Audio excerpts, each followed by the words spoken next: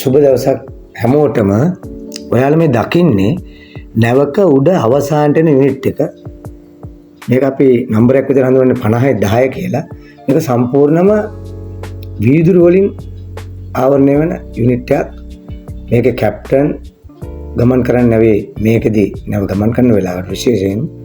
ඒ වගේම නැවේ සියලුම පරිපාලන කටයුතු සිදු වෙන්නේ මෙතනින් තමයි. ඒ වගේ මේ තමයි මෙතන ඇතුල් වෙන පළවෙනි දොරෙන් මම මේ ඇතුල් වෙන්නේ. එතකොට ඔයාලට පේනත් මෙතන ආවරණය කරලා තියෙනවා. මේකට සවිකරණ ගෙන ප්ලාස් ආරක්ෂිතව හෙට හෝ අනිද්දා වගේ දිනයකදී මේකට නැවත කරන ඒක සවිකරලා ඉවරුනාම මම ඔයාලට පෙන්නනවා ඒ කොයි වගේද තියෙන්නේ කියලා. ඒ වගේ මෙතන ඔයාලට පේන මෙතන ඈතින් තව අපේ දෙන්නෙක් මේ වැඩ කරගෙන ඉන්නවා. මේ දෙන්න මේ කරන්නේ මේ අනිත් පැත්තේ දොරවල් දෙකක් තියෙනවා. මේකේ වෙල්ඩින් වලටම ඇදයක් ලයින් එකකින් මගින් වයිට් කරන අපේ දක්ෂ තමයි දෙන්නේ.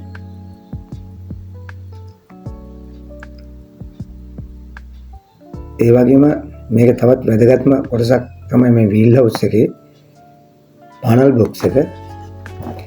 මේ නැවේ ජෙනි දෙකකුත් ඒ වගේම එන්ජිමක් තියෙනවා. ඒකේ ස්මෝක් අවුට්ලට් එක මෙතනින් තමයි යන්නේ. මේක යට තියෙන 40000 30000 20000 යුනිට් කරා ඇවිල්ලා මෙතනින් එළියට යනවා.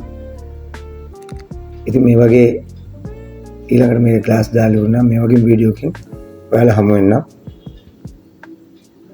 සුබ දවසක් ඔයාලට.